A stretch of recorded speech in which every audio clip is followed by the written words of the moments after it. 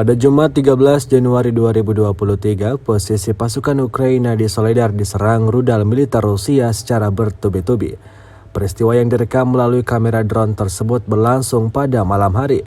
Militer Ukraina yang beroperasi di kawasan tersebut tidak menyadari bahwa mereka dalam pantauan militer Rusia.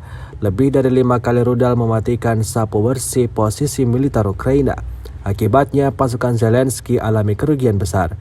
Hingga video ini beredar, beragam komentar dituliskan warganet.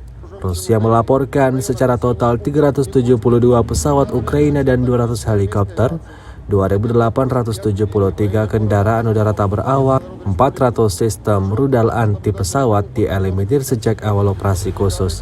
Sementara itu dari kubu Kiev, Kementerian Pertahanan Ukraina melaporkan 430 tentara Rusia dieliminir dalam sehari terakhir. Total 113.390 prajurit Federasi Rusia meninggal sejak awal konflik hingga hari ke-324.